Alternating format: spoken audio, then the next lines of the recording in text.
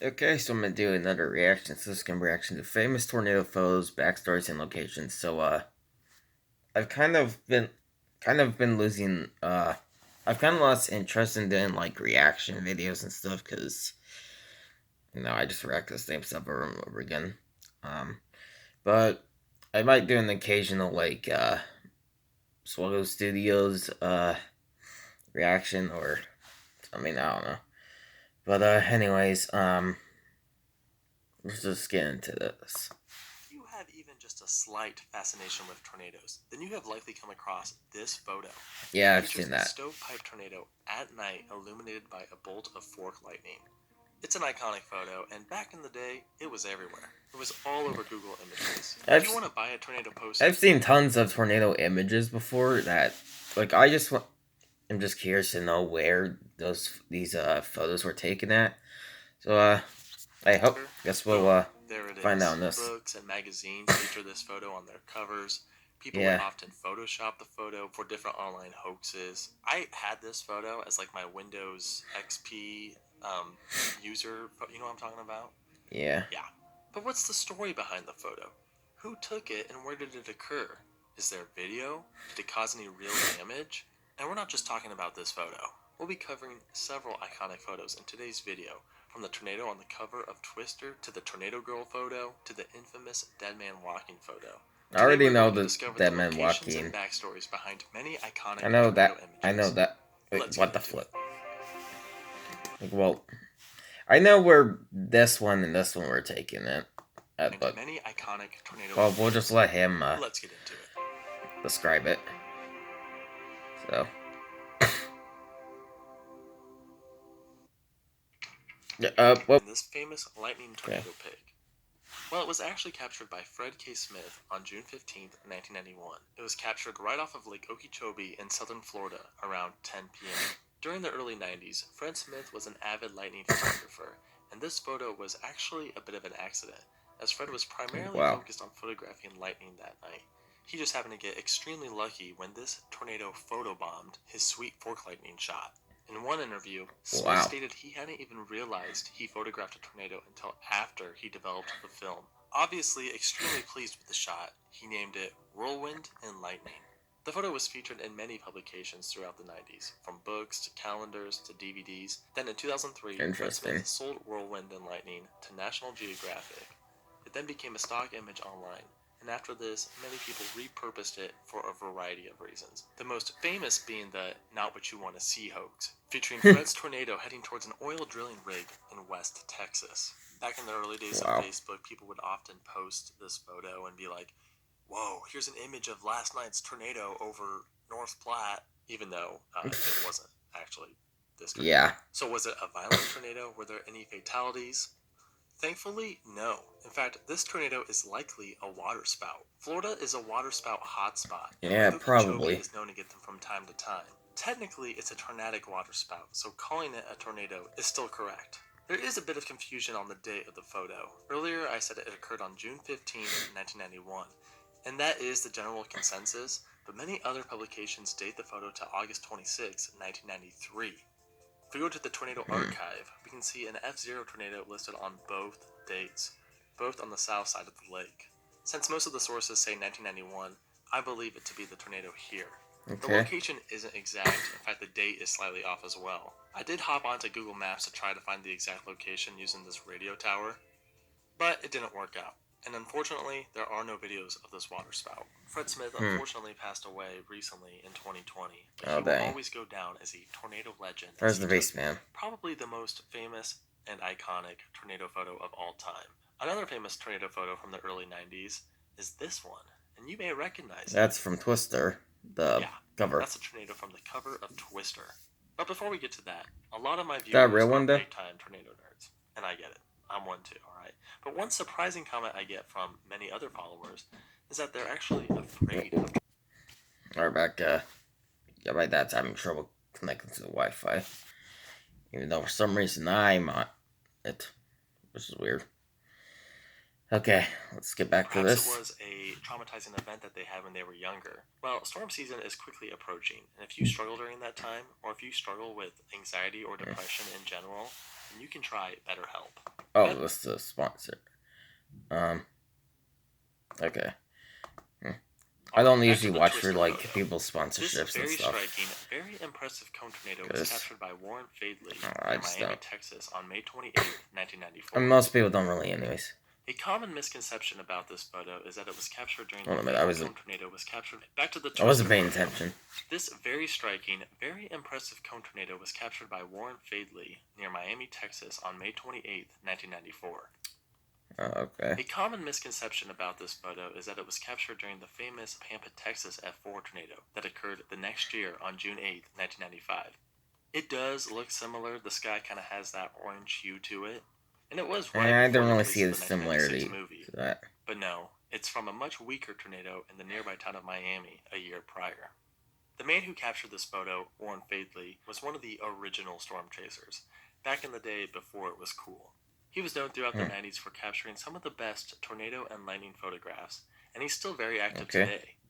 Since he was already well known back in the 90s, he was contacted by Warner Brothers as a consultant during the filming of Twister. On top of that, they used his image of the 1994 Miami tornado as marketing material for the movie, and it has since become an iconic photo. I spent so much time trying to find this location. Like, I was looking for this specific tower right here. I was going all over the place. It didn't quite work out.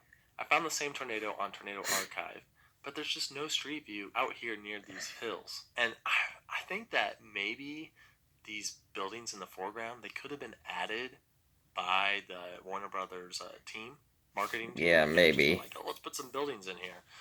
So maybe I'm looking for stuff that doesn't exist. So that's why I gave up.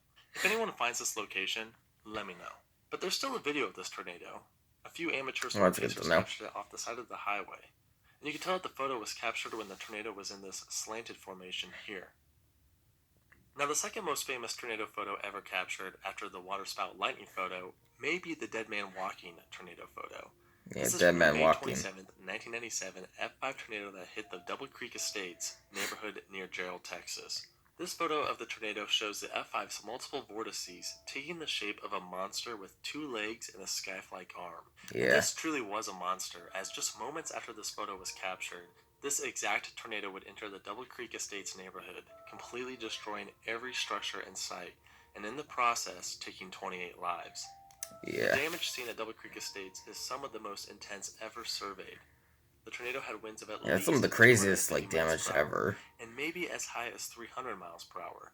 It's a bit difficult to tell as the tornado was very slow moving. I've already covered this photo in detail in another video, so I'll keep it brief. Yeah. But it was just one photo in a series of photos taken by Scott Beckwith at the Gerald Farm Supply Store. It was captured right around this exact location. You can tell by this little gate structure here. Yeah. Truly a terrifying image, made even more terrifying knowing that just after this image was captured, it would then take 28 lives. Yeah. We decided to collaborate. Let's move on to the Tornado Girl photo.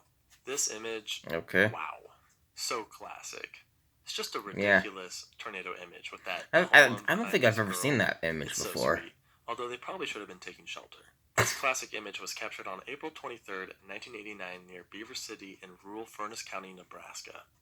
The woman pictured in this photo is named Audra Thomas, and it was taken by her mother, Marlee Thomas. The tornado did destroy a barn on their property, but thankfully no one was killed. Later that year, Marlee entered the photo into a national Kodak photography contest and got second place. The first place photo was of an Armenian girl grieving her father who perished in an earthquake, so yeah, I get it. But this photo is still very impressive. So let's see if we can find an approximate location for this photo. And of course, we gotta go to the trusty Tornado Archive. So it looks like we have two tornadoes from the same day, April 23rd, and both are kind of near Beaver City.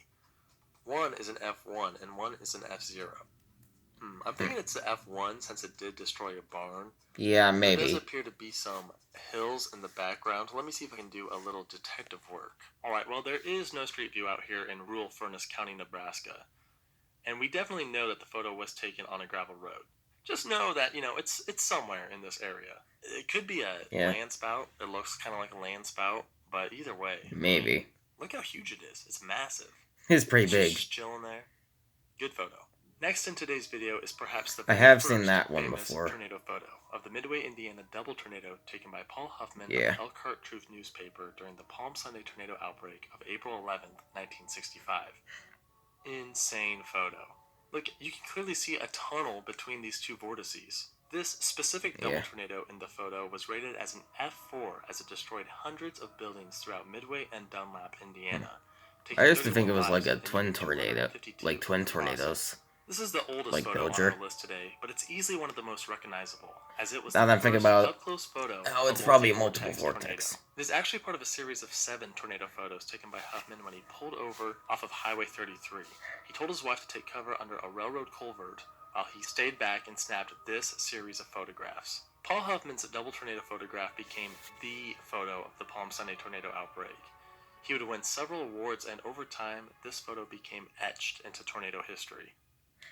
Of course, since this is such a historic tornado photo, you know I have to find the exact location. I want to know if any of these buildings are still around today.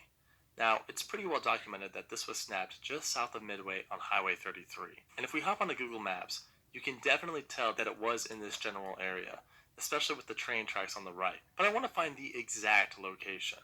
Obviously, the photo was taken like 60 years ago, so a lot has changed. I went to the Goshen Historical Society Facebook page to find answers.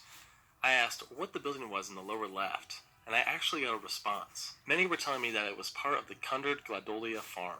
Doing a quick Google search for that, we actually get a photo, but I'm not seeing that white building. So if we go back to some of the older photos in the sequence, we can see this building right here, which indeed matches up with this building in the farm pic. Nice. Okay. Now the farm no longer exists.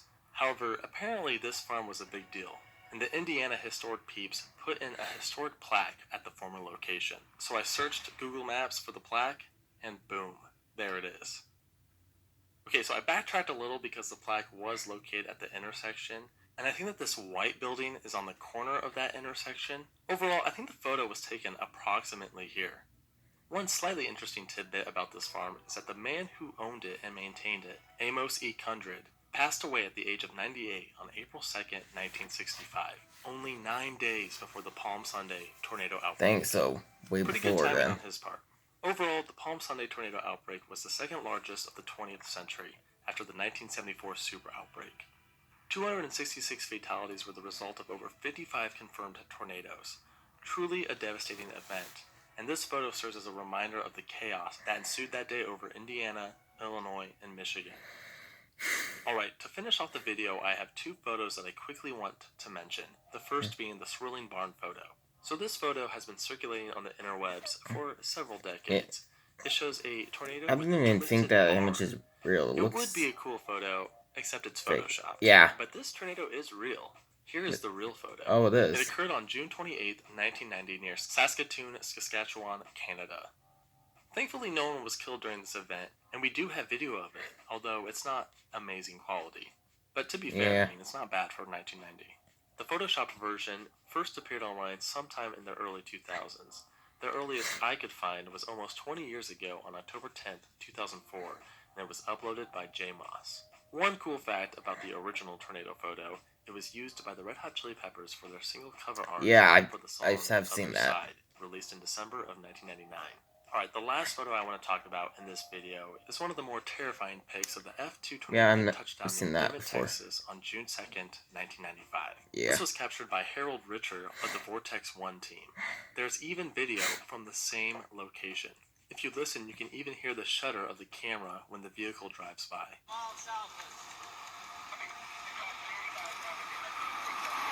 The aim of the Vortex 1 team was to document the entire life cycle of a tornado. They tried throughout the 1994 tornado season, but it wasn't until this tornado on June 2nd, 1995 that they would finally have success. The data gathered from this tornado helped to extend lead times for tornado warnings up to 13 minutes. So while scary looking, this tornado was actually very helpful. Well, thank you so much for watching. This was kind of a fun video for me to make. It was more chill than my other videos. So if you want a part 2, we could totally do that. There are a ton of famous tornado photos. So yeah, just let me know. Thanks so much for watching. We'll see you in the next video. Hopefully do part 2, because I'd like to see where other tornado images came from. Alright, well, that's it for this reaction. I hope y'all enjoyed. Link is in the description, and if you want to check out the original video, and I'll see you guys in the next video.